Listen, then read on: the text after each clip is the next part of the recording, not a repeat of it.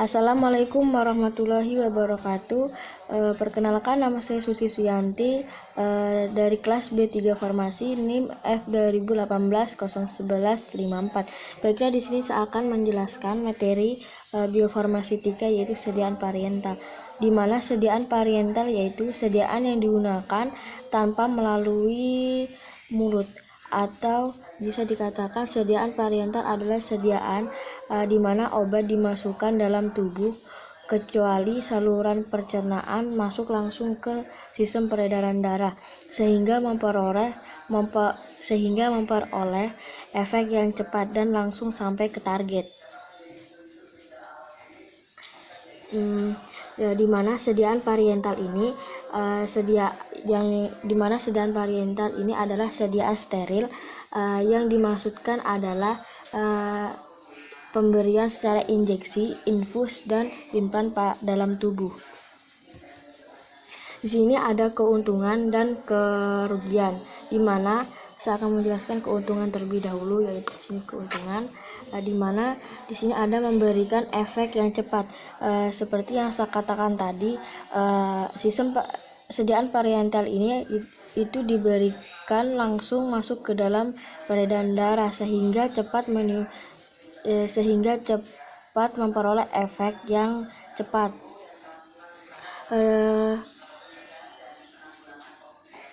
Berbeda dengan sediaan oral. Sediaan oral itu yang diberikan melalui mulut dan lama memberikan efek karena melalui banyak proses metabolisme di dalam tubuh. Selanjutnya yaitu tidak melalui first fast effect, di mana first fast effect ini adalah efek lintas pertama. Pada sediaan parental ini tidak melalui first fast effect karena pada sediaan ini obat masuk langsung ke sistem pembuluh darah yang diberikan secara injeksi. Berbeda dengan sediaan peroral, yaitu sediaan peroral itu dia melalui first fast effect atau melalui beberapa proses metabolisme seperti obat masuk ke dalam mulut, contohnya masuk ke kerongkongan dan akan dicerna di dalam perut, yang akan diabsorpsi dalam perut. Terus sini adalah dapat diberikan apabila penderita dalam keadaan tidak dapat bekerja sama dengan baik. Di sini dikatakan yaitu di sini dikatakan pasien tidak sadarkan diri. Pada sediaan parental ini dapat diberikan kepada pasien atau penderita yang tidak sadarkan diri karena proses pemberiannya itu disuntikan atau diinjeksi. Berbeda dengan sediaan lain, contohnya itu pada sediaan peroral itu tidak dapat diberikan kepada pasien yang tidak sadarkan diri karena sediaan peroral itu diberikan melalui mulut dan akan masuk ke dalam tubuh dan akan diabsorpsi, dicerna dalam tubuh. Di sini adalah selanjutnya yaitu kadar obat dalam darah yang hasilnya lebih bisa diramalkan. Di sini kadarnya itu mudah diprediksi karena cepat menimbulkan efek karena diberikan langsung melalui pembuluh darah sehingga cepat menimbulkan efek sehingga kadar obat dalam darah itu hasilnya lebih bisa diprediksi atau diramalkan pada saat obat dimasukkan masuk ke sirkulasi sistemik, saluran pembuluh darah dan menimbulkan efek sehingga cepat menimbulkan efek sehingga kita dapat tahu kita dapat mengetahui apakah obat tersebut dapat menimbulkan efek atau sebaliknya. Di sini ada selanjutnya ada keuntungan, yaitu yang terakhir itu dapat untuk obat yang rusak atau tidak diabsorpsi di dalam sistem saluran cerna. Ada berbagai obat yang tidak dapat diabsorpsi dalam sistem saluran cerna, contohnya itu pada insulin, tetapi contohnya pada insulin tapi bisa diberikan secara injeksi atau secara sediaan peroral. Di sini ada kerugian. Kerugian yaitu harganya relatif mahal. Terus apabila sudah masuk dalam tubuh susah untuk dikeluarkan, terutama apabila terjadi toksisitas.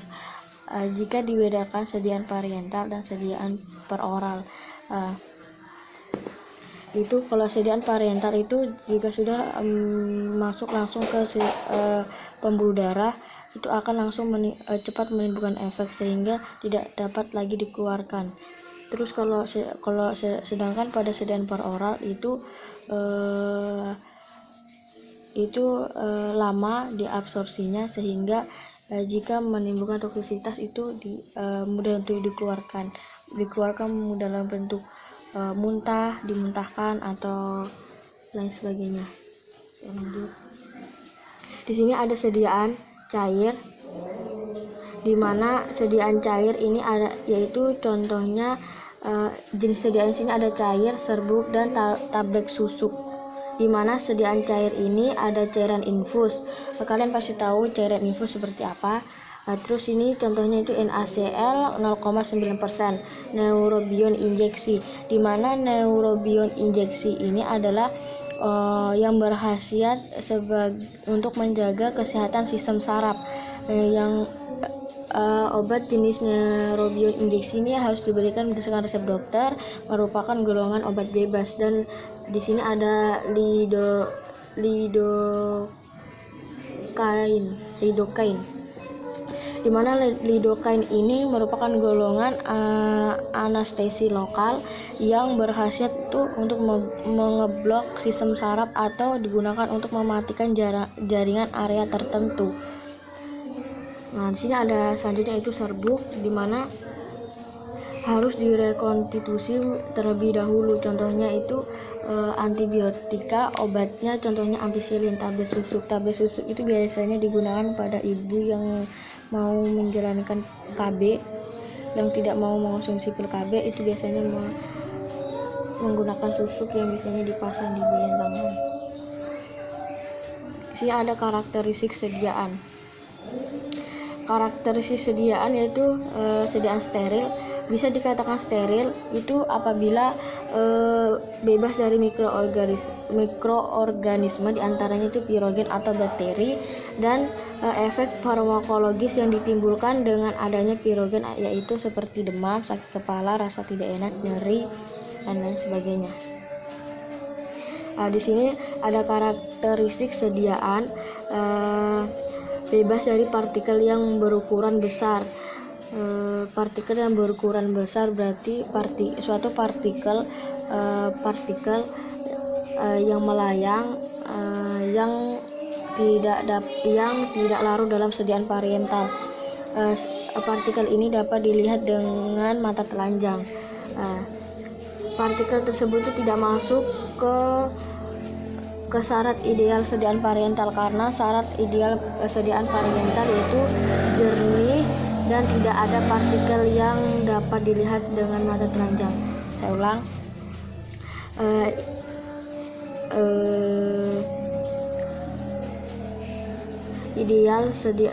Sediaan parental yang ideal itu jernih dan tidak ada partikel yang dapat dilihat dengan mata telanjang.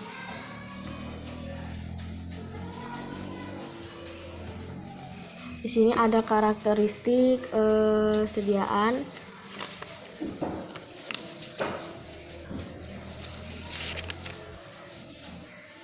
Sini ada karakteristik sediaan di mana ada masih tentang partikel yang berukuran besar. Di sini standar WSB-nya itu berdasarkan perhitungan partikel yang dilakukan itu memiliki 3 metode, di mana metode gerhana, metode pemancaran sinar atau cahaya, terus metode mikroskopik. Di mana kalau metode gerhana itu dia kurang dari 10 nanometer sampai 600 per kontainer. Kalau pemancaran cahaya atau sinar itu dia kurang dari 20 nanometer sampai 600 per kontainer. Kalau mikroskopik itu 10 nanometer sampai 25 per kontainer. Sini ada karakteristik sediaan. Karakteristik sediaan itu harus bersifat stabil secara fisika dan kimia. Maksud dari stabil secara fisika kimia nanti akan dijelaskan ke slide berikutnya. Jenis pemberian rute yaitu di sini ada beberapa jenis rute pemberian, yaitu intravena. Intravena itu diinjeksi pembuluh darah, itu ada intravena drip dan intravena bolus. Di mana kalau intravena drip dia itu drip diberikan secara manual. Kalau intravena bolus itu dia diberikan menggunakan alat bantu seperti selang infus. Sini ada intramuskular, itu diinjeksi ke dalam otot tubuh. Kalau subkutan dia itu diinjeksi di bawah kulit atau di bawah dermis. Terus kalau intradermal itu di antara dermis dan hiperdermis.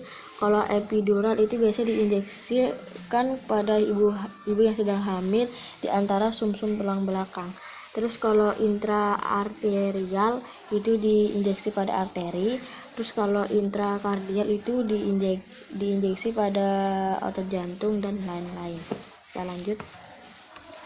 Di sini ada grafik di mana konsentrasi plasma setelah pemberian obat dengan dosis sama dengan rute yang berbeda.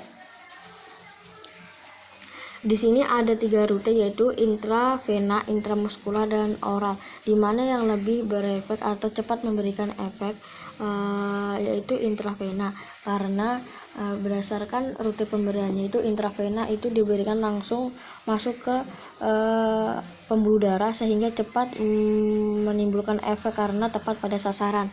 Kalau intramuskular itu dia diberikan melalui otot tubuh sehingga harus melalui force fast effect atau melalui proses metabolisme. Terus oral itu merupakan salah satu rute pemberian yang lama memberikan efek karena banyak melalui proses metabolisme dalam tubuh. Jadi dapat disimpulkan rute pemberian yaitu berdasarkan konsentrasi plasmanya itu yang paling cepat itu intravena. Di sini ada intrabolus dan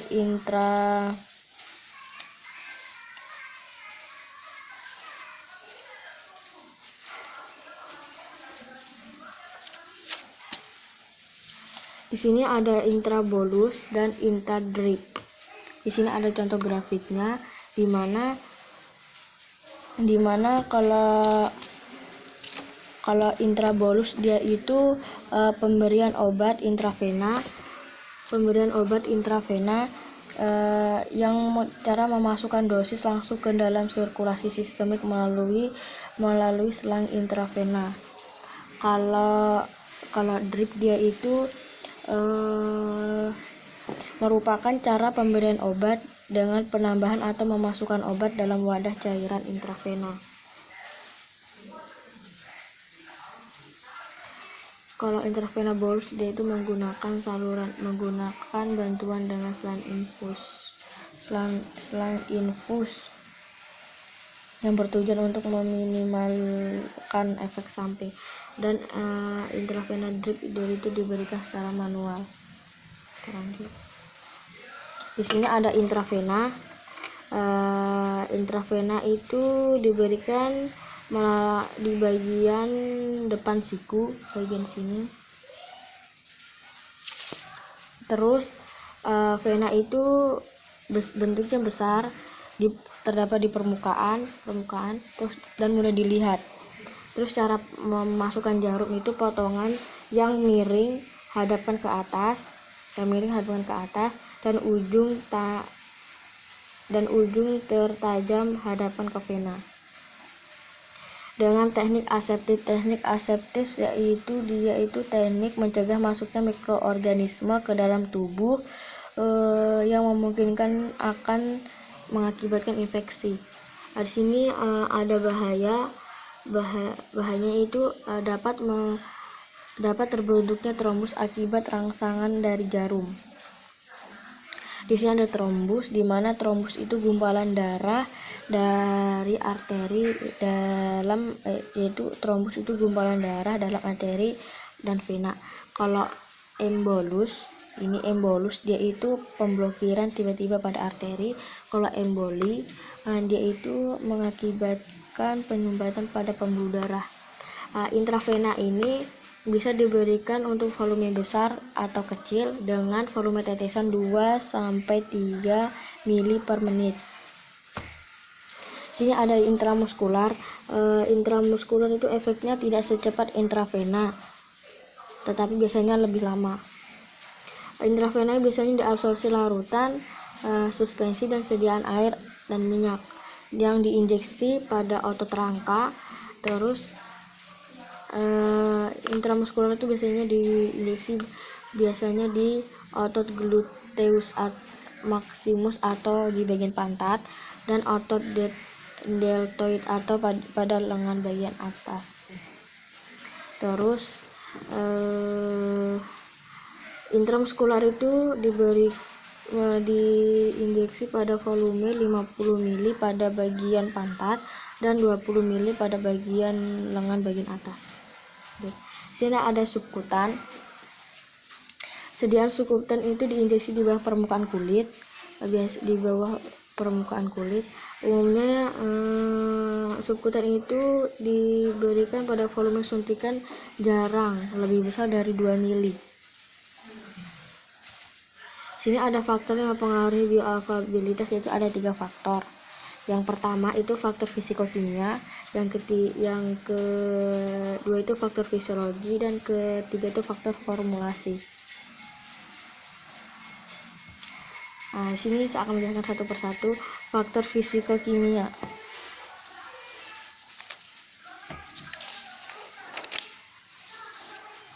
Faktor fisikokimia di sini ada laju disolusi, di mana laju disolusi adalah pelepasan obat atau pelepasan zat aktif obat tertentu.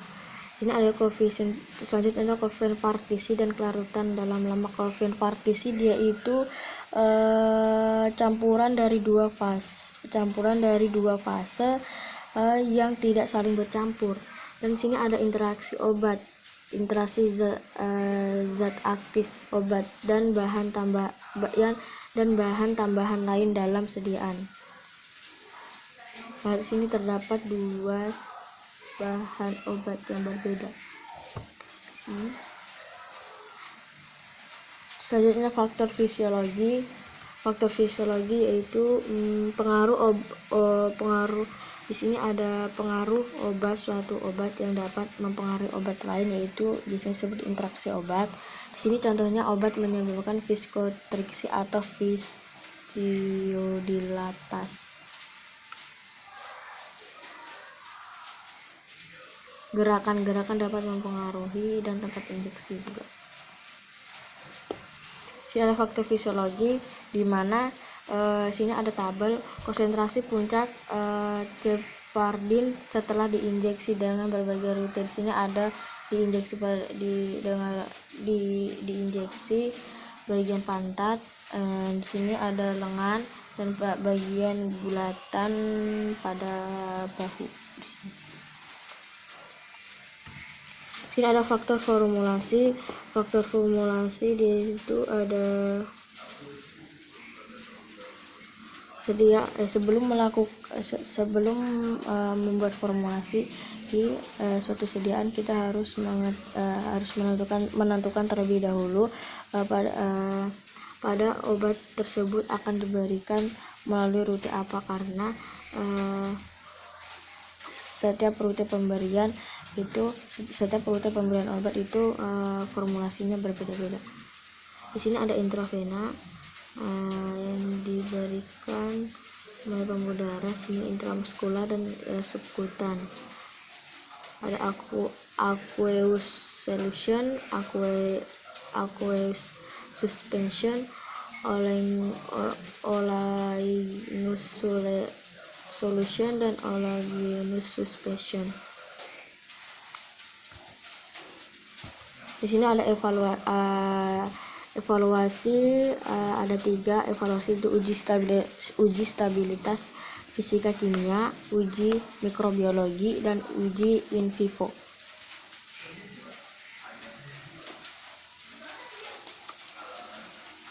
Di sini ada uji stabilitas fisika kimia, yaitu uji stabilitas fisika yaitu yang meliputi penampilan fisik seperti warna, bau, rasa, dan konsentrasi. Terus viskositas dan homogenitas suatu obat dan perubahan kandungan zat. Kalau uji mikrobiologi, dia itu diuji menggunakan metode kuantitatif dan kualitatif. Kalau di sini ada uji in vivo. Uji in vivo dia itu biasa disebut dalam hidup. Terus dia itu merupakan eksperimen yang menggunakan keseluruhan makhluk hidup. Suatu penelitian pada hewan pada hewan dan uji toksik adalah salah satu penerapan uji in vivo. Berbeda dengan uji in vitro. Kalau uji in vitro itu dia itu dalam kaca, yang merupakan jenis pemeriksaan in vitro adalah jenis pemeriksaan yang dilakukan dalam tabung reaksi atau piring kultur sel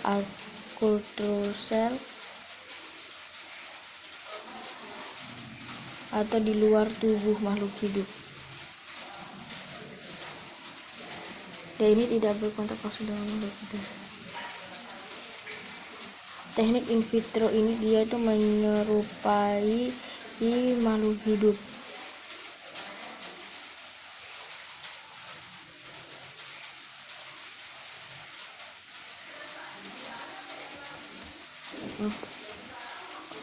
Dan slide terakhir, jadilah ini presentasi yang dapat saya berikan.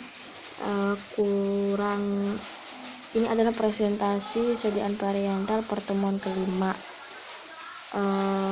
Kurang lebihnya mohon dimaafkan. Saya akhiri. Wassalamualaikum warahmatullahi wabarakatuh.